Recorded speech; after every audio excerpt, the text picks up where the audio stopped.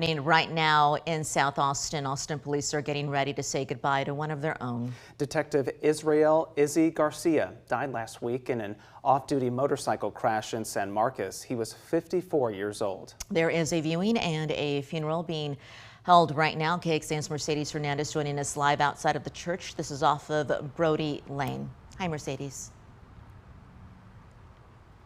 Hey there, yeah, lots of love and support being shown here today. We expect that the funeral will let out here in just a few minutes or so. Maybe by the time we're kind of wrapping up this live shot, we'll bring you that, of course. But this morning has been filled with just so much support from local law enforcement agencies. We've been seeing row after row of motorcycle officers just pull up to today's proceedings from Round Rock, Hayes County, and of course here in Austin, where Detective Garcia served.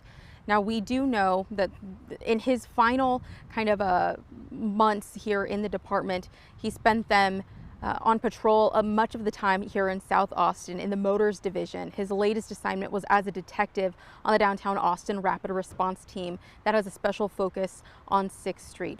Now, today's proceedings, we saw his casket draped in that Texas flag, surrounded by numerous loved ones and colleagues. We saw Police Chief Lisa Davis come in along with other top APD brass.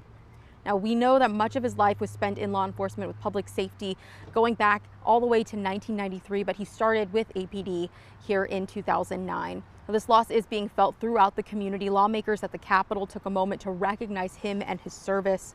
Various APD-associated agencies did as well.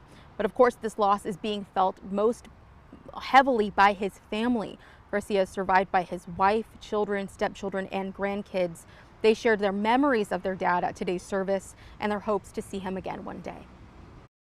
I wish he was here today to see me succeed in life. I'm sure Izzy is watching over all of us from above. I know this goodbye seems like it'll be forever, but we will reunite in the future up in heaven. And as I mentioned, the funeral should be wrapping up pretty soon. Things were set to run from 11 to 12 p.m. today. Now, after the funeral service, the family will have a private burial over in Lockhart, escorted by all of these motorcycle officers. Live in South Austin, Mercedes Hernandez, KXAN News. Mercedes, thanks again for that update, and we appreciate it very much.